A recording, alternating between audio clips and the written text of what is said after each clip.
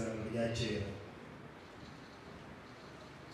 Dusome Imana yiyerekera Abisirayeli ku musozi wa Sinayi.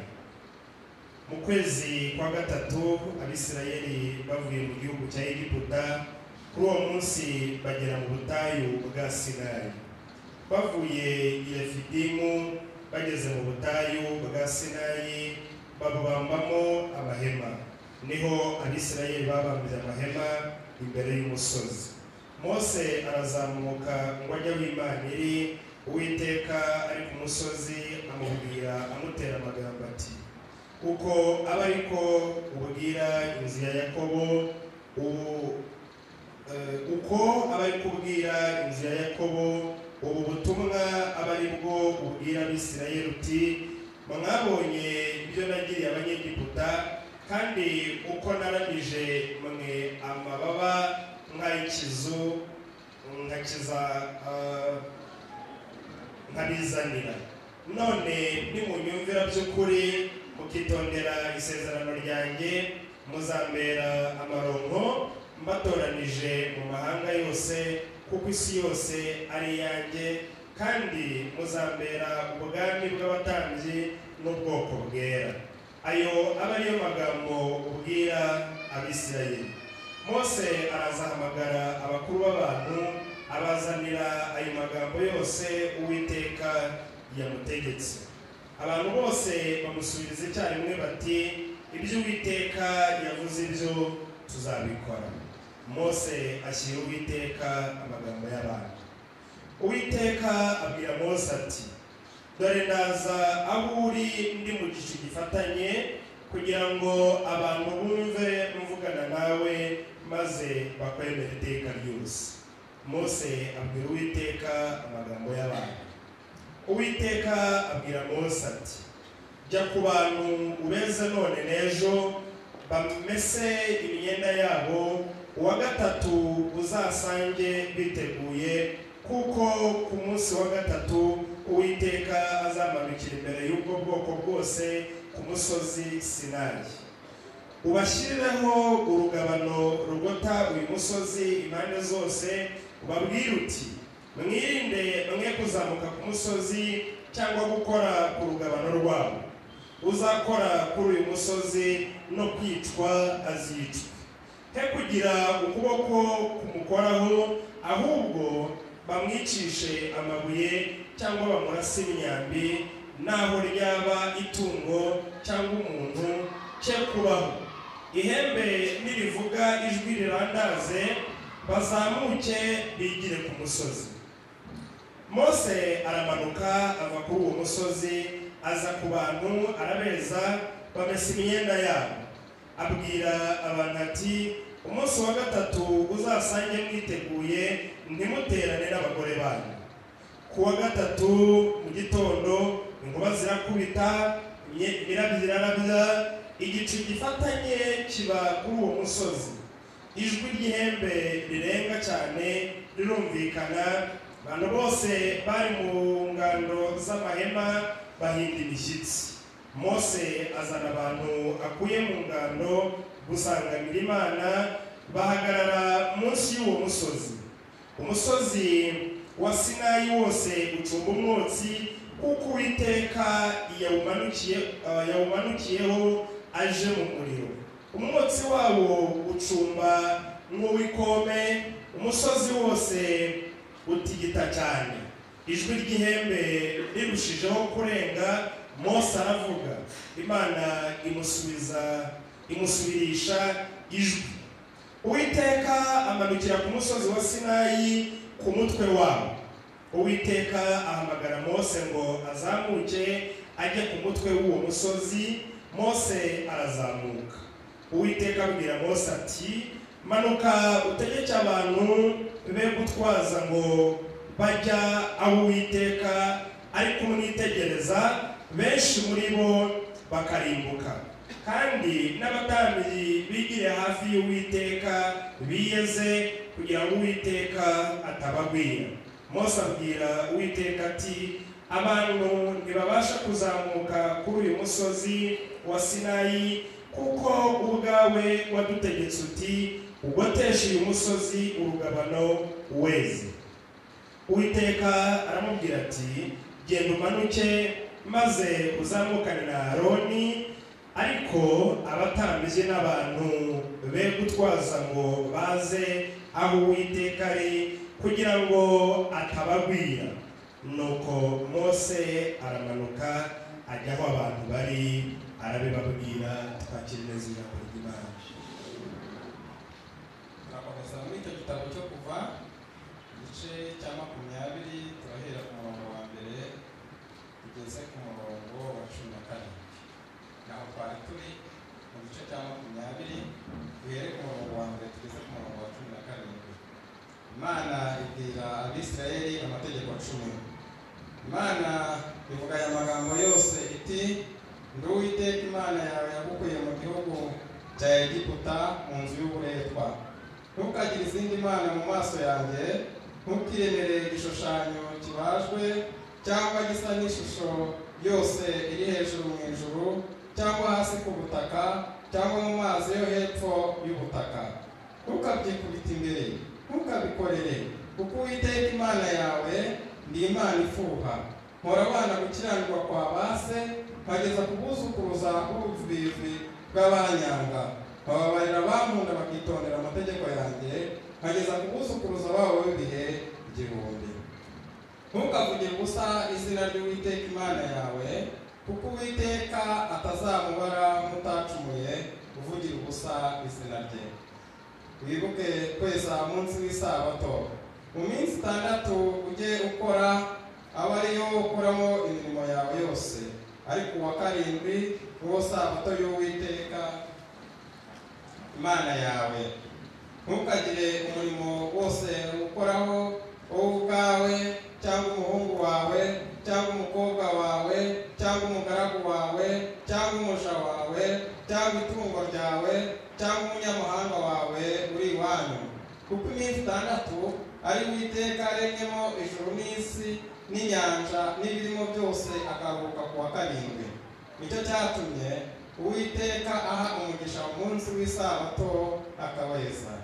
Wubahe so na nyoko kugira ngo uramire mu gihugu Uwiteka Imana yawe iguha. Ntukice, ntugasambane, ntukibe, ntugashinze ibinyoma mugenzi wawe, ntukifuze inzu ya mugenzi wawe, ntukifuze umugore wa mugenzi wawe cyangwa umugaragu we cyangwa umuja we cyangwa inka ye cyangwa indogobe ye cyangwa ikindi kintu cyose cya mugenzi wawe. Turakomeza muri Matayo igice cya 19 turahera ku murongo wa 16 tugeze ku murongo wa 21. Matayo igice cya 19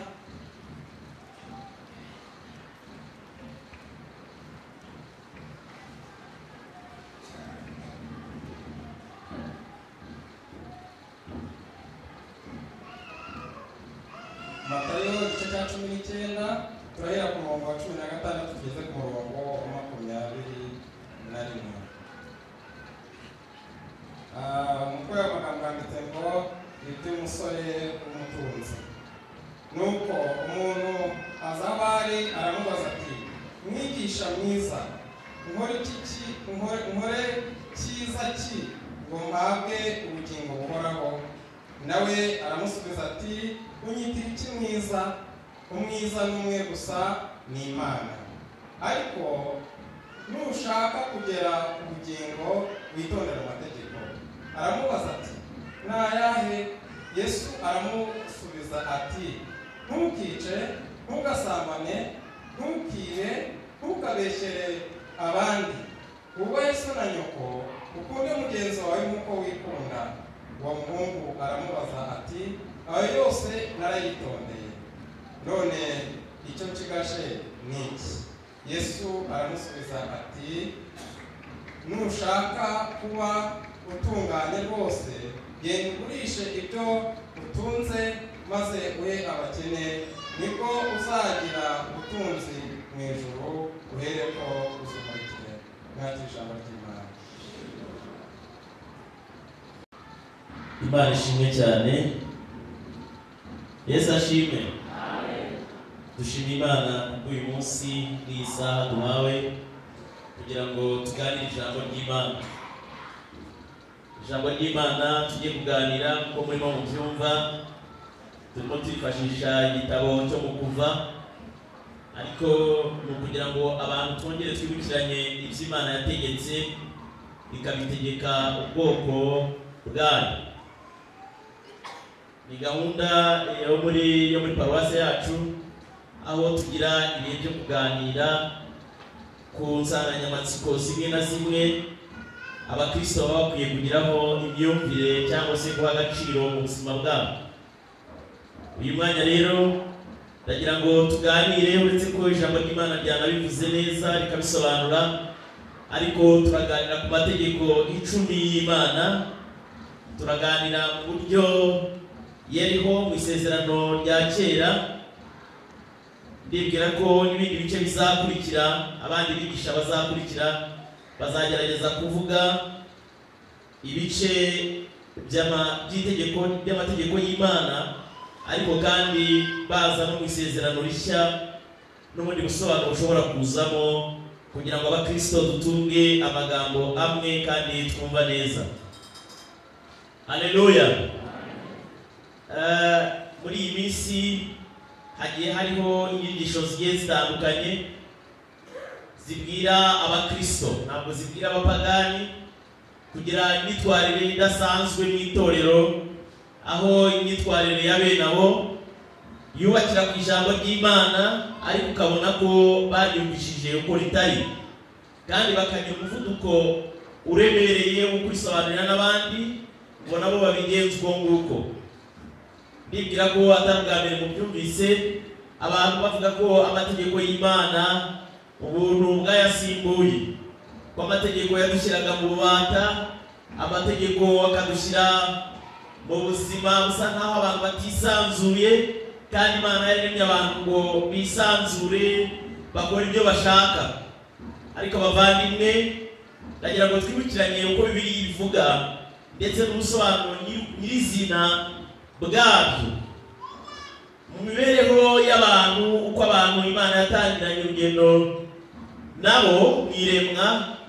Imana mu mugambi wayo munini yaremye umuntu igamije kugira ngo uyu muntu azamubere ubwoko. Ukuri nubwo dukoresha ijambo ryitwa ubwoko, ariko iri jambo ribyarwa n'abana. Imana yari igamije ko uyu muntu aba umwana w'Imana, ariko kubera ko abana bakura bakabyara bakororoka bakaba benshi bagahinduka ubwoko bw'Imana, bivuze ko abana uko bororoka, uko baba benshi, bahinduka ubwoko bw'Imana nyirizina. Ariko uwo mugambi Imana irawukomeza. Umuntu rero mu bihe bye akimara gushyirwa mu ngobyi ya Edeni, yabanye n'Imana muri ubwo buryo, ayibera umwana, ayibera ubwoko. Ariko umugome shitani n'icyaha batuma umuntu yivana mu cyo yahamagariwe gukora, yivana mu gaciro Imana yari yamuhaye. Nibyo bantu basesengura Bibiliya bita kwigomeka kwa muntu. Umuntu aba ikigome abitewe na shitani, abitewe n'icyaha. Imana rero yirera, n'abana bayo bagomba kuba bera, n'ubwoko bwayo bugomba kuba bwera. Kubera ko umuntu yari amaze gukora icyaha, yaravuye muri uwo murongo, ariko Imana igumana urukundo rwo gukunda umuntu, inibaza icyo yakora kugira ngo umugambi shitani yazanye ku muntu, umugambi icyaha kizanye ku muntu, Imana izagikosore, wa muntu azagaruke ku mwana, azagaruke kuba ubwoko bw'Imana. Haleluya. Niko Imana yagiye yitoranyiriza bamwe mu bantu, igatoranya uwo Imana yakuraho ubwoko kugira ngo imugarure muri wa murongo mwiza. Nicyo gihe cya Aburahamu, Imana ihamagara ubwoko, yirema ubwoko muri Aburahamu, ari namo Isirayeli turimo tuvuga uyu munsi yakomotse. Umugambi w'Imana rero ni waje guhagarariraho, ahubwo warakomeje ugenda neza mu kuzura kwayo uko yabishatse. Kuko aha Imana yarebaga umuntu mu isura y'umuntu umwe, yemeraga ubwoko mu muntu umwe, yemeraga ko abantu bahinduka abana mu muntu umwe, muri Aburahamu gusa no mu maraso ye. Birumvikana ko abanyamahanga batari bafite icyo bapfana na Aburahamu, ntabwo rwose twari ubwoko bw'Imana, ahubwo twari abantu bajugunywe bakomotse ku cyaha cya Adamu na Eva, ariko Imana itagaruye muri Aburahamu. Ariko umugambi w'Imana mugari ni uko isi yose, abantu bose b'abavandimwe bajya bakunda kuririmba ngo twaremewe kuzajya mu ijuru. Mu kuri ntabwo baba babeshya, niwo mugambi w'Imana.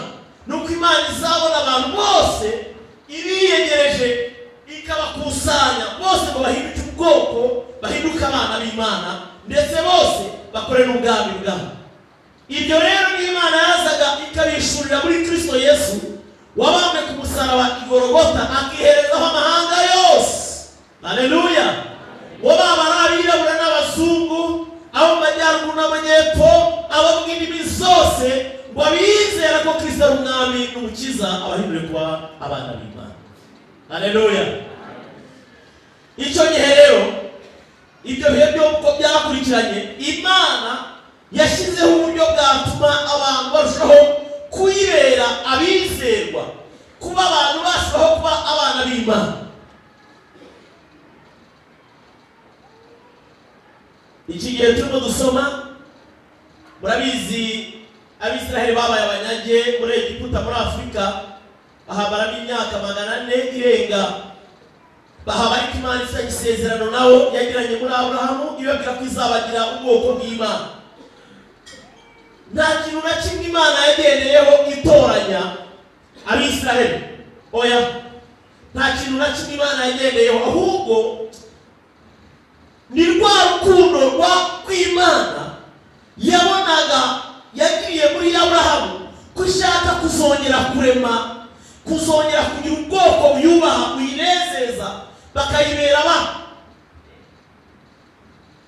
Itoranya Aburahamu. Aburahamu ntiyatsindishirijwe kubw'imirimo ye, ntiyatsindishirijwe kubwo gukiranuka, ahubwo Imana yafashe kwera kwayo no gukiranuka ibiha Aburahamu.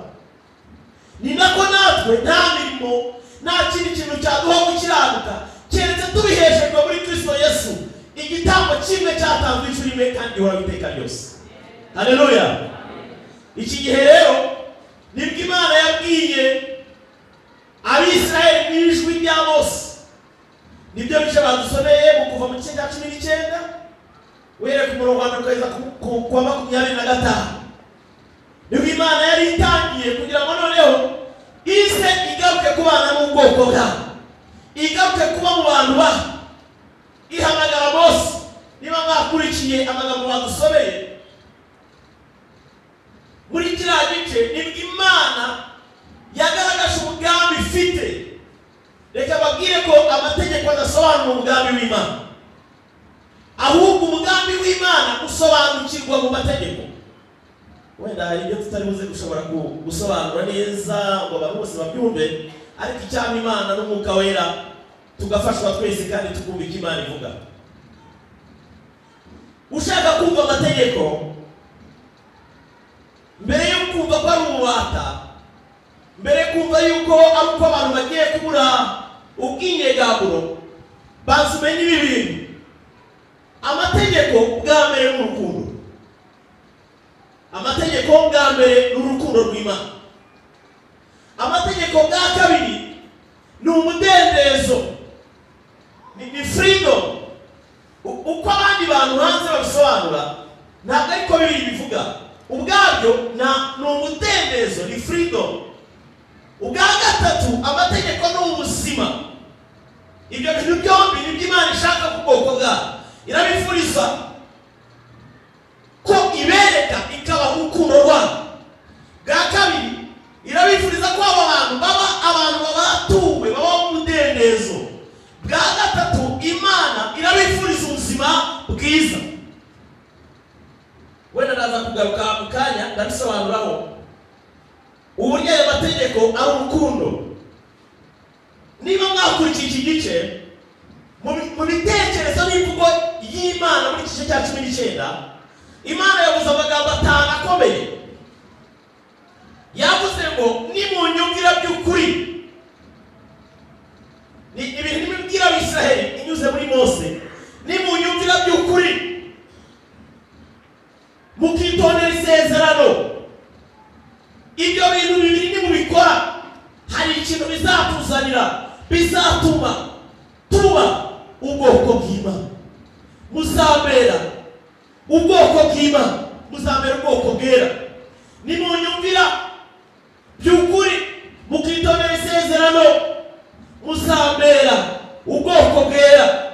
Rya kabiri, muzabera amarongo ntoranyije mu isi yose kuko ari yanjye, nkabazana mukambera ubwoko, mukambera amarongo. Ijambo rya kane, mbatoranyije mu mahanga yose. Irya gatanu, muzambera ubwami. Ese hari ikintu mwumvamo kibi mu mugambi w'Imana? Mwumva hari ikintu gisharira kirimo?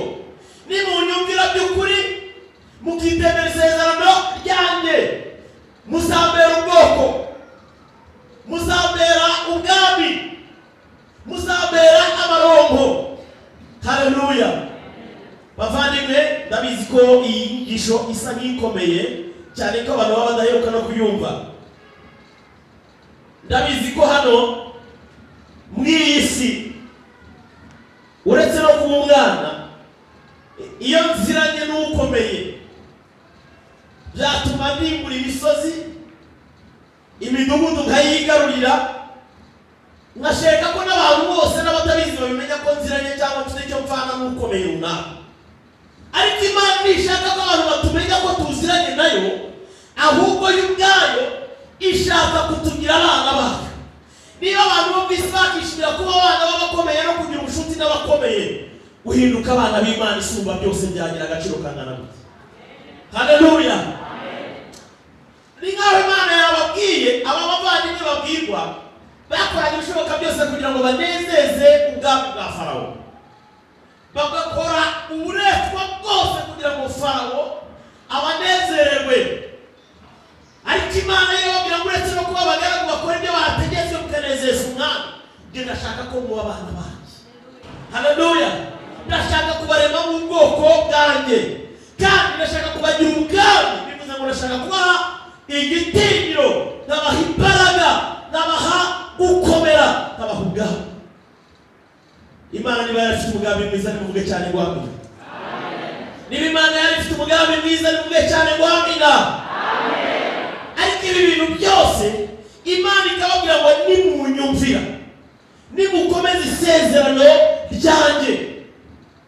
Nababwiye ko amategeko ubwayo ari urukundo. Kubera iki dushobora kumva amategeko nk'aho ari urukundo? Mu yindi mvugo, amategeko ni umuyobora. Niba kubwira ngo abantu mvanye iyo mu bihugu bya kure, ntibazi icyo nkunda, ntibazi icyo nanga, ntibazi icyabayesha urupfu, ntibazi icyabayesha umugisha, ntibazi icyabayesha ubuzima. Aba kuko ari abana banjye, ngiye kubabwira ibanga kubera ko bakunda. Haleluya. Babwire ko amategeko icumi Imana yavuze nibanga Imana yari imeneye ubwoko bwayo. Niba mushaka kubyumva, reba itegeko ry'Imana uko ryatubwiye. Itegeko ry'Imana rya mbere, mbibutse ko aya mategeko abantu batekereza banavuga, ariko ko batasomye Bibiliya neza, ko mu minsi 40 Mose yamaze ku musozi wa Sinayi, aho abantu batari ari kumwe n'Imana baganira bonyine. Batekereza ko iriya minsi 40 aha yari yazamukanye amapiki, yazamukanye ibyuma, yazamukanye ibintu ku buryo ya minsi yimaze arimo abaza amabuye arimo anandikaho. Niko abantu batekereza. Ariko reka mbabwize ukuri, amategeko mbere y'uko yandikwa ku bisate bibiri yavuzwe n'Imana ubwayo mu kanwa kayo. Haleluya. Babwire ariko kandi shimire n'Imana ikomeza guha umugisha abanyafurika. kimwe mu bintu byiza nuko Imana itangira kuvuga ibyibi kwandika mu banyegiputa n'ubwami bwabo, kwandika bari babizi. Ni nabwo Mose yabimenyeye, naho yashoboye yagize ubushobozi bwo kwandika ibitabo 5 bibanza. Bari babizi kwandika. Imana iravuga bakandika. Turashimira Imana kuko ibyavuzwe icyo gihe abari bafite ubushobozi bwo kubyandika barabitwandikiye, natwe umusura bisoma. Iyo biza kuba inkuru bikavugwa bitandikwa, bikavugwa abantu bo kwandika batabizi batashobora kubyandikira abandi. Uyu munsi tuba tuvuga ngo kuko birashoboka ko byaba ari icyuka, tuba tuvuga ngo wenda hari ni uburyo ubwami bwa Isirayeli bwashatse kwiyubakira izina mu mahanga. Ariko kubera yuko ibintu byavuzwe abazi kwandika baratangiye kumenya. Twebwe mu Rwanda tumenye vuba ejo bundi ubwa Kagame, ndavuga Padiri Kagame n'abandi bose abo bantu b'abahanga batubwebwe ejo bundi. Ariko abandi mbere y'imyaka 3,000 bari bazi kwandika. Imana ubwayo niyo yihamagariye Mose n'abantu nabikurikiye badusomera ngo babwire bagende biyeze, ezo bazaze ntibazajya ku musozi wanjye, ariko bazahagarare mu gikombe cyawo Sinayi. Nzahagarara kuri uwo musozi ariko nshaka kwibwirira ubwoko bwanjye, hari ibanga nshaka kubabwira. Mose abikora gutyo. Imana ubwayo niyo yatuye amagambo yitwa amategeko 10. Abafaransa babyita le décalogue, bakita amagambo 10 Imana ubwayo yivugiye. Amagambo 10 Imana ubwayo yivugiye. Icyakora Mose yahawe n'andi mategeko menshi mu kiganiro yagiranye n'Imana ku musozi wa Sinayi. Byombi Mose yarabyanditse, cyandika mu bitabo bitandukanye, arabyandika. Ariko Imana ubwayo niyo yivugiye n'akanwa kayo ibwira Abisirayeli abishakaho umugambi mwiza, abikunze kurusha abandi, abijyanye heza, abishakira ubuzima, abifitiye urukundo kurusha abandi. Ibamenera ibanga ry'ubuzima, ibamenera ibanga ry'umudendezo, ibamenera ibanga ry'insinzi, ibamenera ibanga ryo guhabwa imigisha irenze iyindi. Icyakora Imana ubwayo iravuga ibi bivuze kugira ngo abantu b'ibihe bazabyibuke. Ihamagara Mose bamarana iminsi 40 ubwayo n'icyayo kiganza, yandika ku bisate 2 by'amabuye, irangije ishyiraho amategeko yayo 10. Haleluya. Kubera icyo Imana yashyizemo kubyandika ku mabuye, Imana ntiyabyanditse kuko Abisirayeli batabyumvise, ahubwo yashatse kubigira umuhamya. Tujya twibuka tukaba dufite ibidufasha kwibuka ibyo tutabonye, ibyo twabwiwe, ibyo twumvise ahandi, ngo nabi ibihe bazabisange. Tukubaka amabuye manini, tukandikaho amagambo runaka, tukubaka inzu. Yewe n'ibyo twibuka mu Rwanda, twibuka Jenoside yakorewe Abatutsi, dushyiraho inzibutso kugira ngo umuntu uwo ari we wese azabyitondere. Imana igena uburyo bwo gukoresha amabuye nk'ikintu gikomeye, n'inyandiko idasibama, kugira ngo bibe umuhamya w'ibigwari ibyo bihe n'abihe bizaza, bose bazitondere kubo y'Imana. Ibisate by'amabuye, umuhamya w'Imana, isezerano igiranye n'Abisirayeli, ari ryo sezerano rya kera. Nari nagiye kubasobanurira uburyo Imana igaragaza urukundo mu mategeko yayo, kaza gukurikiza uburyo Imana igaragaza kwitwifuriza umudendezo, kaza kuvuga n'ubuzima bwiza. Itegeko ry'Imana rya mbere, ese abakristo turakibuka cyangwa turaza amategeko y'Imana 10? Turayazi. Yerega hari ibintu bimwe tuzikanga byarambuwe umwimerere wabo abakristo, kuko ukabona ntibakibyibuka, ntibakibivuga, ariko Imana idufashe imvugo y'Imana tuyizirikane, muri yo hari ubuzima.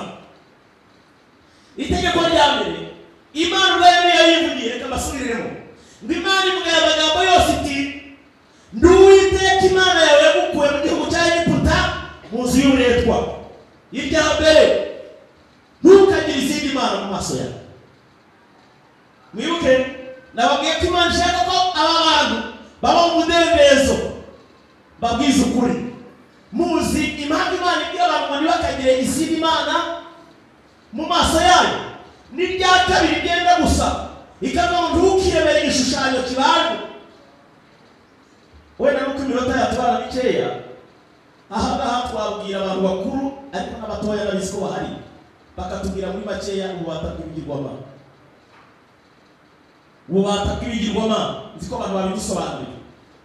Yego, bakatubwira uburyo abantu bagira ibyo bambariraho, bakagira amagambo babanza kuvuga, bakagira inka batamba ku bw'ibyo, bakagira imigenzo n'ibindi bakora.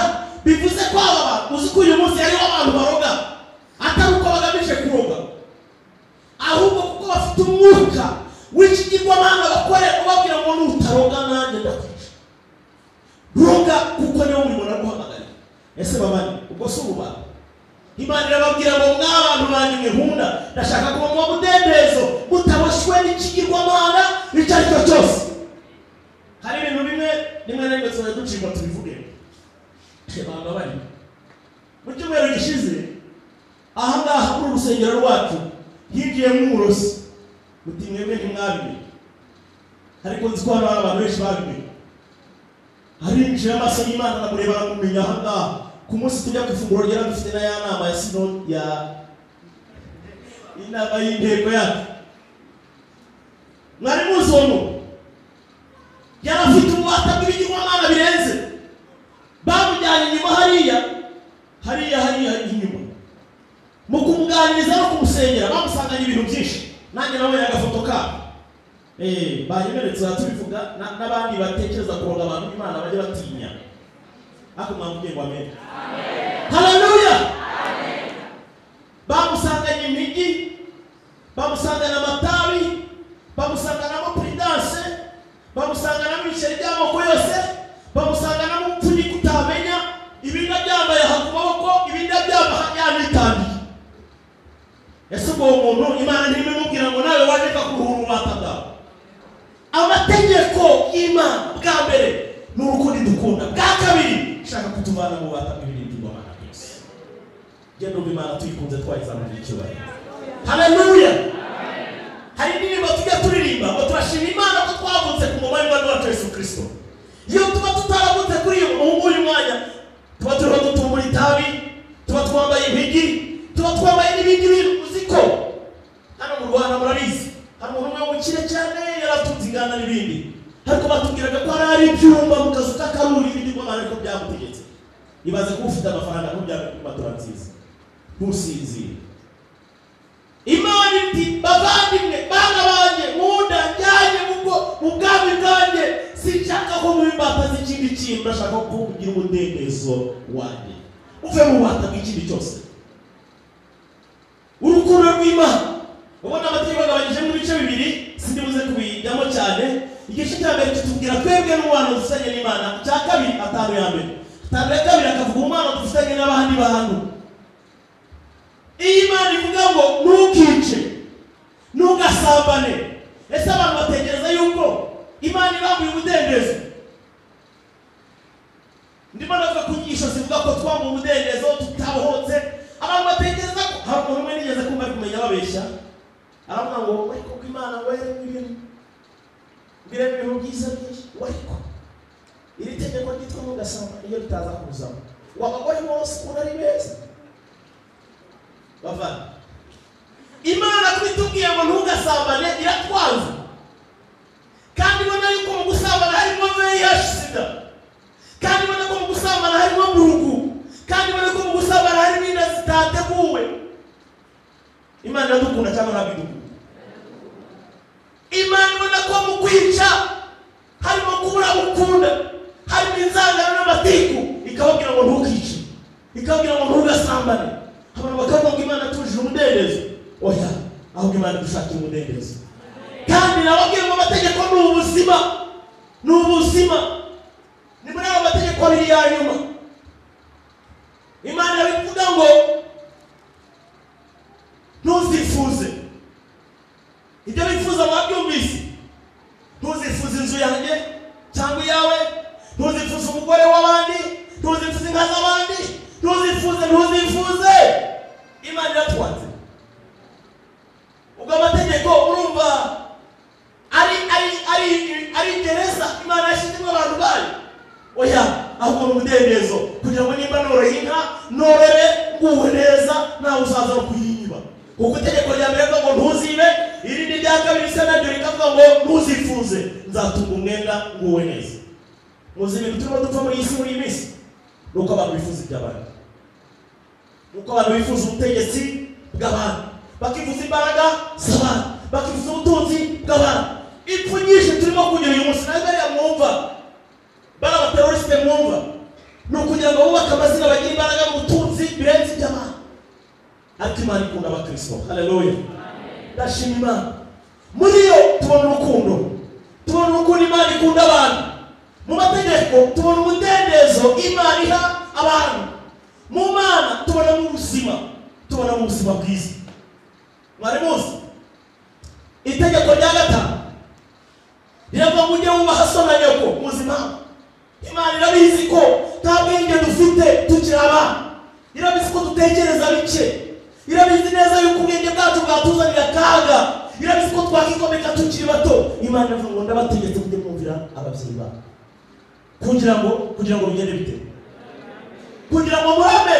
Irabizi ko tutabumviye inama baduha twapfa dukenyutse. Burya bya biyobyabwenge byacu twahavuba kuko ubwenge bw'abakuru ababyeyi bacu bababwira ngo mwana wanjye ndakwinginze biriya bintu byakwangiza. Ese ubwo Imana nidushakira ubuzima, babwira ukuntu Imana idukunda ikadushakira ubuzima. Nababwiye navugaga ibice bitatu ko amategeko ari urukundo, amategeko akatubera umudendezo, amategeko akatubera n'ubuzima, kugeza aho Imana ku itegeko rya kane yinjiye no mu buzima bwacu busanzwe bwa buri munsi, ikaza kutubwira ngo ujye wibuka kweza umunsi w'isabato. Sabato, sabatio, saba ni ropo, ni ikiruhuko. Kugeza aho Imana ivuganira abasha n'abagaragu bacu mu rugo dutunze, ababoyi. Kugeza aho Imana ivuganira imbata, kugeza aho Imana ivuganira n'indogobe ngo zijye zikora ariko nazo ziruhuke. Imana nidushakira ubuzima, kugeza aho Imana idukangurira twebwe abakuze kujya dukora cyane ariko tujye twibuka no kuruhuka. Si ubuzima, ubutunzi, imibereho itari n'ikiruhuko iri mu mudendezo.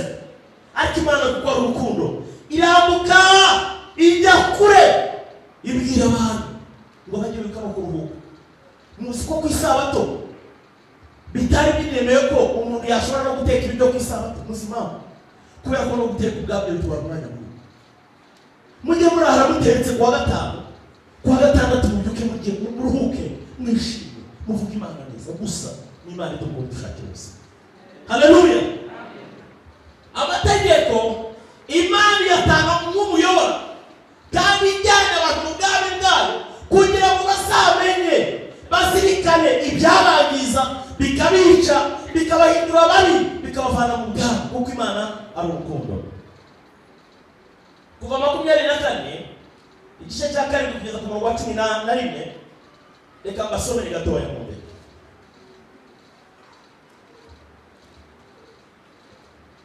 Karindwi ngeze kuri 11 haravuga ngo ni Mose yenda igitabo cy'isezerano agisomera abantu, baramubwira bati ibyo Uwiteka yavuze byose kandi tuzabikora kandi tuzamwumvira. Mose yenda ayo maraso ayamisha ku bantu, arababwira ati ngayo maraso y'isezerano Uwiteka asezeranye namwe, nk'uko ayo magambo yose ari ku murongo w'Icyenda. Maze Mose azamukana na Aroni na Nadabu n'Abihu n'abakuru b'Abisirayeli 70 hakunda bareba Imana y'Abisirayeli munsi y'ibirenge byayo hameze nk'amabuye ashashe ya safiro ibonerana ihwanye n'ijuru ry'umubyemure ubwabo. Ngo kandi abatoranijwe b'Abisirayeli ntihagira icyo batwara, bareba Imana bararya baranywa. Haleluya. Muzi impamvu aba bantu bariye, aba bantu banyweye, abantu bishimye, abantu babyina, nuko Imana ikomeresheje isezerano ibahaye amaraso. Haleluya. Imana ibwira Mose ngo byandike. Mose abyandika mu gitabo, afata ayo mategeko Imana 10 yamubwiye, afata ugafatana n'amategeko yashingiyeho ubundi amategeko 10 genda kumera n'itegeko nshinga. Amategeko nshinga agira n'amategeko ayakomokaho. Bavuga rero ndende amategeko akomoka kuri constitution akomoka ku tegeko nshinga ayo nayo mose ayari Imana ibona ibintu yifurisha abantu ibifurisha ubuzima bwiza ibahari umugisha yuko ibarinze icyaha ibarinze ubwicanyi ibarinze ubusambanyi yuko ibarinze uzabatwara ibyabo iravuga itaba abantu nzabashyigikira ibwira Mose ngo fata igitabo bagitambe nurangiza ufata aya maso uyamishe kuri icyo gitabo kizingazingiye ibyo babwiye Imana ikomeje isezerano ryayo maraso. Murabizi iyo turimo hano kufungura ryo ko tuvuga ntimubizi Imana irongera ifata ya maraso nk'igihano cy'isezerano kuko abantu bari bemeye kumvira amategeko y'Imana. Reka babwire niba mwakurikireza muri 19 Imana yarababwiye ngo nibaze begera umusozi wa Sinayi bajya gutangirira ngo ariko biri niba gukoreho ngo Mose yibacunga bano nahoze ndeba agashusho nsanga bubatse ibintu bimeze nka za giriyaje kugira ngo badakora ku musozi bataza kuwurengaho.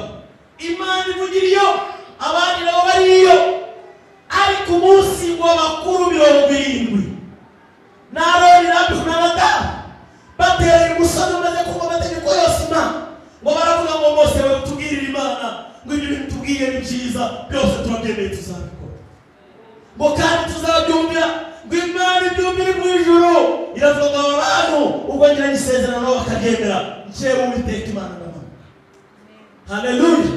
Bamaze kumvira bamaze kwemera Imana iba mu ijuru babantu batinyaga kuyibona babantu bari bafite ubwoba Imana ihagarara ku musozi bene data bakuru 70 na Aroni na Nadabu na Mose ngo barangije bayireba munsi y'ibirenge babona Imana. Haleluya. Kuki babona Imana nuko bemeye ni itangiriro ryo kugendana n'Imana. Iyo wemeye kugendana n'Imana urayibona. Iyo wemeye kugendana n'Imana urayibona. Niyo mpamvu ubutumwa bwiza twasomye bwa Yesu Kristo muri Matayo bwatubwiye inkuru y'umusore yabwiye Yesu aramubwira ngo none bite nakora iki kugira ngo ndagubwa. Yesu aramubwira ati genda amusubiramo ya mategeko yose uko Imana yayavuze.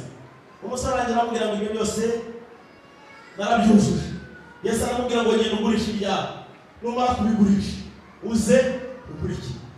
Muzi ikintu gihazana amagambo yose n'amategeko yose icyo yashatse kubwira uriya mutunzi yaramubwiye n'ibindi byose uzagenda ubikora ariko nubikora utamurikiye n'ubundi ntacyo uzasimba. Kimwe gusa genda ugurisha ibyo wari utunze wumvire ayo mategeko nk'uko wabivuze ariko umurikire. Ni muri Kristo Yesu amategeko y'Imana tuyuzuza. Haleluya. Ibi rero nubwo bwari ubuzima nubwo bwari urukundo nubwo byari umudendezo shitani yakomeje kwereka abantu akomeza kubereka ko ibyo bavuze ibyo bemereye Imana n'ubundi ko ari umutwaro n'ubundi ko ari intambara. Baravuga bati ibindi twabivamo. Mose atindanye n'Imana iminsi 40 amanutse ku musozi basanze ibintu byabaye ibibazo cyane ngo Aroni yari yabaremeye ikimasa aramubwira ati niyo Mana yababanye muri Egiputa iyi niyo Mana yababanye muri Egiputa mujye muyikubita imbere niyo yabagaburiye mu butayu niyo yabambukije inyanja itukura niyo yabakijije indwara niyo yabakijije ubumara bw'inzoka niyo yatumye mubona amazi nimuyiramye nimuyisenge. Abantu bashukika vuba bibagirwa ibyo Imana yabakoreye. Imana yavuze amagambo akomeye. Imana yabwiye Mose iramubwira ngo Mose genda urebe ubwoko bwawe bwarushijeho kuba bubi bwiyononye ubwoko bwawe niyo ngiye kubwita ubwoko bwayo kuko bavuye mu murongo Imana yababwiye ubwoko bwawe bwarushijeho kuba bubi bwiyononye. Iyo tuvuye mu muyoboro w'Imana iyo tuvuye mu rukundo rw'Imana iyo tuvuye mu buzima Imana ishaka ko tubamo ntabwo twongera kubona n'ibintu duhinduka ubwoko ntamenya kuko ntabwo twaba turi ubwoko bwa Mose duhinduka abandi bantu. Imana yabwiye ngo biyononye ati genda babwire imanutse n'amakana umushinya n'amakana umuriro n'abatwika nk'abarimbura ahubwo muri wowe nzarema mu muri bwoko. Mose atakamba Imana hagati Imana rwose kuko imbabazi zawe umutima wo kukomeye wabanishije mu Egiputa bagirira imbabazi bagarure Imana turakwinginze Imana wongera kubabarira yongera kwemera ko ibindi bisate iby'amabuye bibiri byongera gusohoka ngo bimuhamya nanone kuko urukundo Imana idukunda rugira akagero. Haleluya. Mushimire Imana idukunda uyamurira amaboko cyane muhereza icyubahiro. Nawe sabe dukunda ni hehe abantu bajya mu bigirwamana bagaterekera bakabanga bakajya kurabuza bakabara ibindi bakagira bati Imana ntirice bagasambana bakiba bakifuza bakanga gukora ibyo Imana yavuze byose. Imana igakomeza ikagira urukundo ibitewe na Kristo Yesu ikavuga ngo ahari aba bazongera bihe.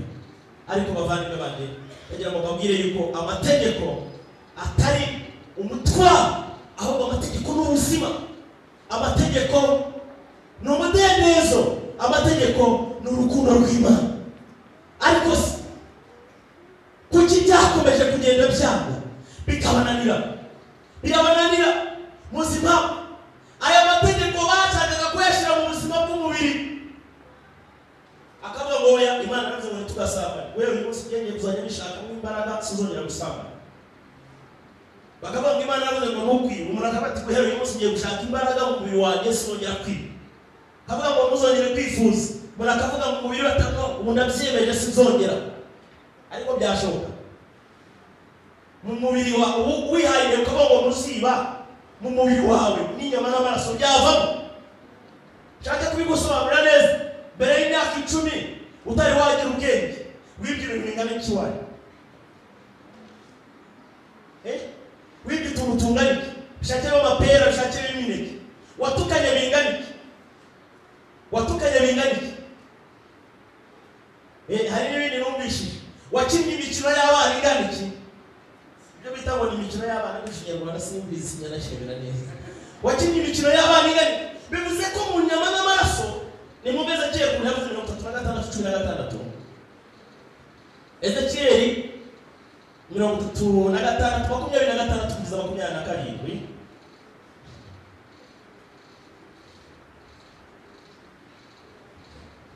Uhagera hasi mbere Ezekieli 30 nahageze 36 kugeza ku murongo wa 27 ngo kuko Imana yavuze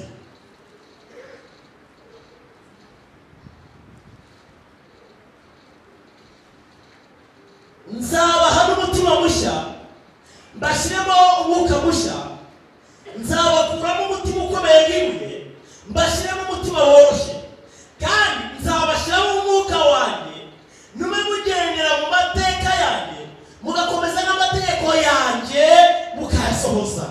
Haleluya. Mu mubiri n'ibivamo mu mubiri n'amaraso n'inyama n'ibyavamo kubahiriza amategeko y'Imana agakobwa keza kajya kanyuraho irari rikakuzamuka rutakana ko naryamana ndabeshe wabona imari cyibera ko tumuntu wawe cyariye nkayitwa. Ariko Imana muri Ezekieli ivuga amagambo meza umunsi nzasuka umwuka wanjye wera. Haleluya. Amategeko bazayubahiriza ku buryo bworoheye kuko si inyama n'amaraso ahubwo n'imbaraga z'umwuka wera zizaba zikwereka babwizukuri kabisa. Ubaye utari wagera kuri urwo rwego nagusaba ko uyu mwanya waza gufata icyemezo ukaza gusanga abashumba bakakujyana mu nama y'ubugingo bakakugira inama neza. Niba ubona inkumi iciyeho ukayiranganya amazi ukaguturiye nta muhangahe jya mu nama y'ubugingo. Hari ikimuga atari yakora mu buzima bwawe. Niba ubona umuntu ukamurangara ukabutuye umuntu ntamwicara muvanaho jya mu nama y'ubugingo. Hari ikimuga atari yakora mu buzima bwawe. Niba ubona wifuza ibyo udatunze ukajya mu nama zigambanira ukavuga turamuntu wamwisha utundi nawe utwara ndakwinginze jya mu nama y'ubugingo. Hanyuma kuwa gatandatu hanyuma w'ukwezi nyuma y'umuganda hari inama y'ubugingo urangiye bakugira inama kuko hari ibintu umwuka wera yica bigapfa bigasinza. Mwavuge ngo amen. Neza bigapfa reka babwize n'itegeko rya mbere rivuga ngo ntukagira izindi mana mu maso yawe ukava mu rusengero. Hari umugabo nigeze kumva ngo yari umuyobozi hano, ariko niwe narahageze kandi narabibonye, ngo yari mu kiliziya yambaye ishapure agasenga Mariya, agasenga Musenyeri akamufasha, yagera mu rugo iwe akagira n'akandi kuma bari buze kuzitereraho amaturiya byagenda gute.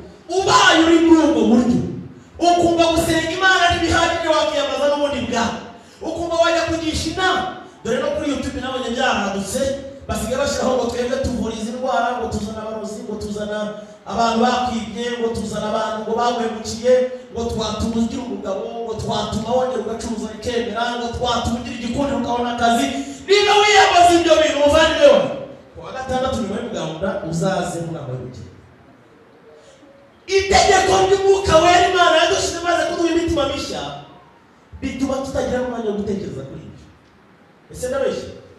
Niba itegeko ry'Umwuka Wera rikorera mu buzima bwacu, nta mwanya dufite wo gutekereza ko twajya kuraguza. Niwana birota n'umwarota uti nagiye kuraguza kwa Nyirakajagari, ukabirota ati narose nagiye kuraguza kwa Nyirakajagari.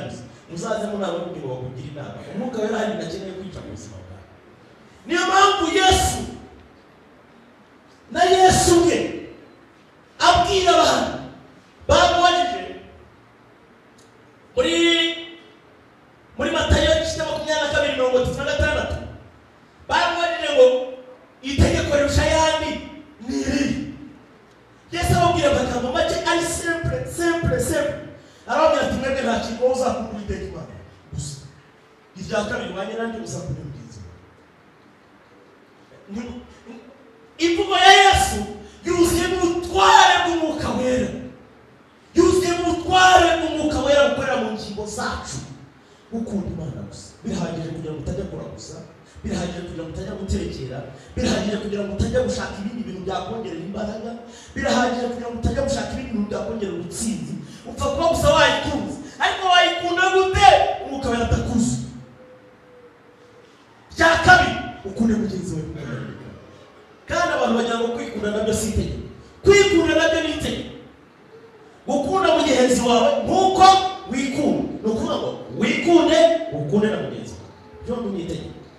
Ariko se wakunda mugenzi wawe gute? Agutwariye akazi. Wakunda mugenzi wawe gute? Aguhemukira. Wakunda mugenzi wawe gute?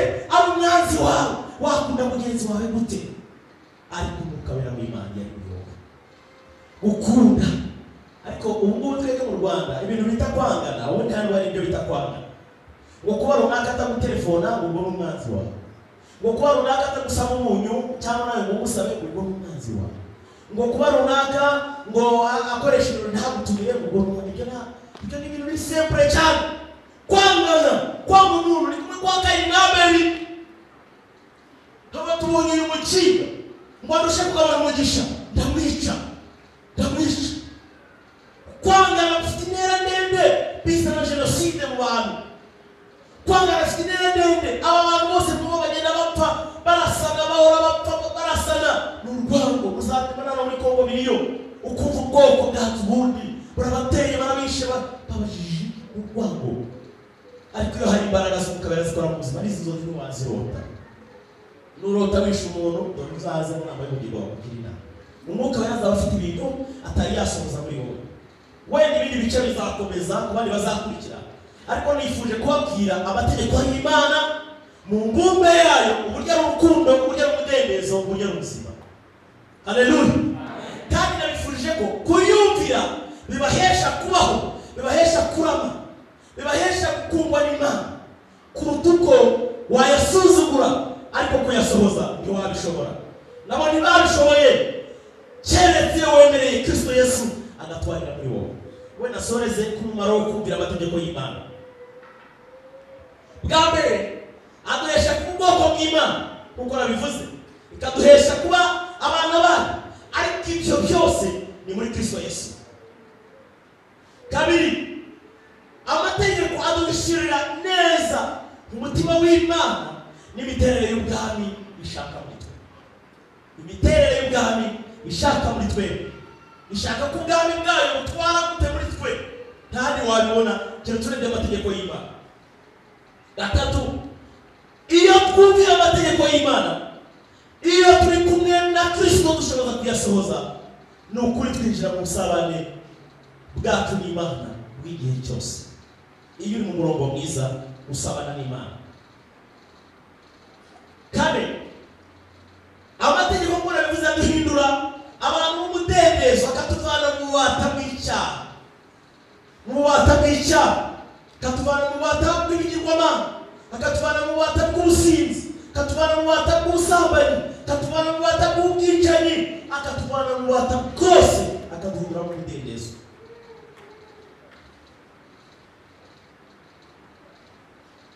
Gatanu, ari naho hakomeye, haza cyane uruhare rw'Imana, haza ijambo ryitwa kwitabwaho n'Imana.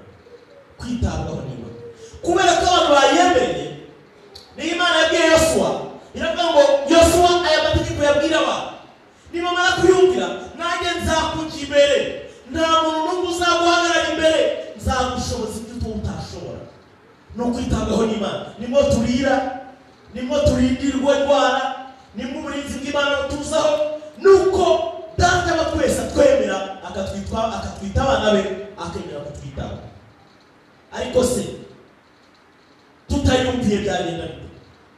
Tutumviye amategeko y'Imana yose uko ari ngo tuyasohoreshe umwete wacu muri Kristo, byagenda bite?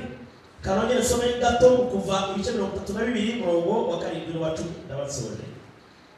Kuva 32 karindwi kugeza ku 10 uko bavuga. Uwiteka abwira Mose ati, manuka ugende, kuko ubwoko bwawe wakuye mu gihugu cya Egiputa bwiyononye. Karindwi kugeza ku murongo wa 10.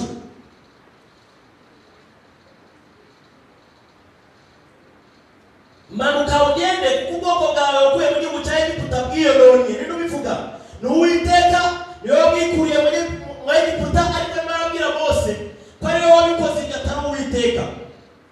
Bateshutse vuba, bava mu nzira n'abategetse, biremera igishushanyo cy'ikimasa cy'Egiputa baragisenga, bagitambira ibitambo, bati wa bwoko bw'Abisirayeli we, iki ni cyo Mana yawe yagukuye mu gihugu cya Egiputa. Kandi Uwiteka abwira Mose ati, ubwo bwoko ndabubonye, dore n'ubwoko butagona ijosi. Mu yandi magambo, iyo tuvuye kumvira amategeko y'Imana, twinjira mu gutabwa n'Imana. Imana iraduta, ibidushaka bikatubona, abanzi bacu bakadutera, ibyago bikatuzaho, nta burinzi, nta ruvugiro, nta kintu na kimwe tuba tukishingikirijeho iyo twavuye ku bwami bw'Imana. Bavandimwe, ndagira ngo dusoze. Amategeko y'Imana ni ay'ukuri, arakomeje. Kristo niwe yasohoza muri twebwe.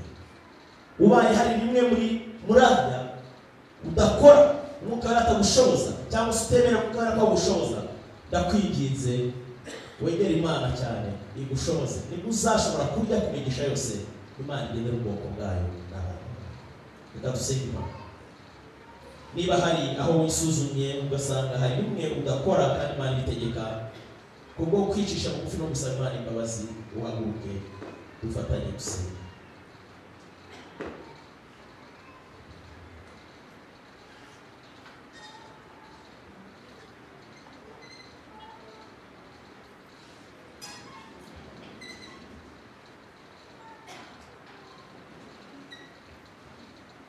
Bavandimwe,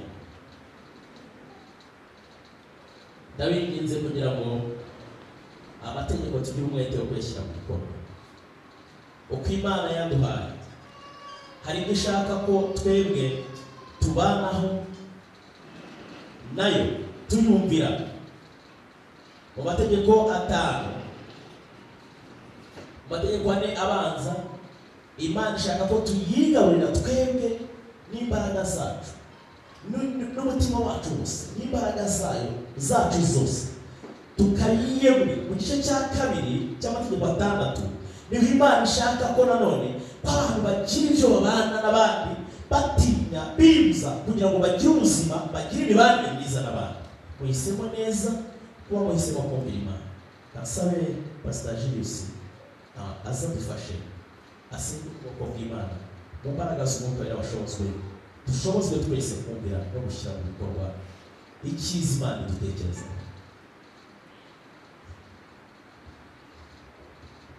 Seminari Imana batatu basubije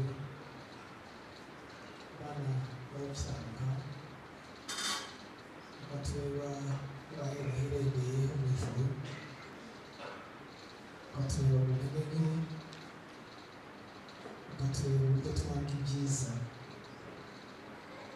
watugeneye kugira ngo tubeho Mana waduhaye amategeko yawe kugira ngo tubeho kandi tubeho neza ariko abana b'abantu turayanga atubera umutwaro atubera umuzigo benshi barayahunga bahunga ibyiza ariko uyu munsi wongeye kandi kuduhamagara ngo tukwegere kuko ntabwo uboneka Mana mu buryo bw'amaso ariko tukubonera mu mategeko yawe iyo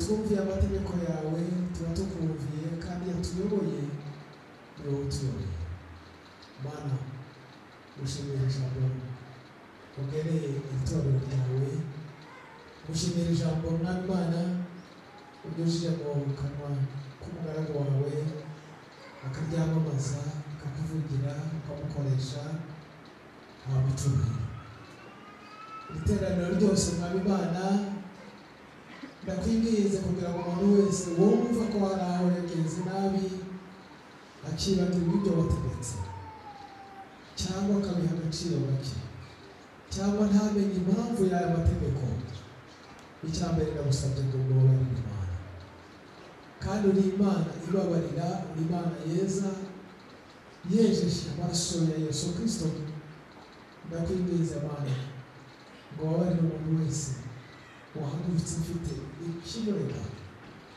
Mwami umubabarire ariko cyane kandi Mwami wongere kandi kuduha kumva no kureba no gushyira mu bikorwa no kwemera kuyoborwa n'amategeko yawe no kwiyemenya Mwami Satani yaturabuza atwereka ibitari byo ayerekana amategeko yiwe akerekana uruhande rubi Mwami Mana kandi Mwami Mana n'amategeko yawe akayica kuko ari umubeshi nka kera ariko amategeko yawe aroroshye amategeko yawe meza umutwaro wawe uroroshye Mwami Mana iyo tukumviye umuntu wese wahagurutse Mwami Mana ushobora byose imbaraga zo kugendera mu mategeko yawe imbaraga zo kuyoborwa mu mategeko yawe ijambo ryawe riratubwira neza ngo ijambo ryawe rimaze kuza maze kuribona narariye kandi ribera ibyishimo reka amategeko reka ijambo ritubere ibyishimo mu mibiri yacu mu nda zacu mu bwenge bwacu no mu mibereho twumugisha iteraniro twumugisha umwenda tumaze kuvuga ijambo ukomeza kumukoresha umwuka wawe wera kugira ngo data twese uburyo ukomeze kubwirizwa nawe wakoze Mana natwe turishimye kandi ni ukuri uduhe kugenda mu byo ushaka no mu byo wategetse niko ijambo ryawe ritubwira mu izina rya Yesu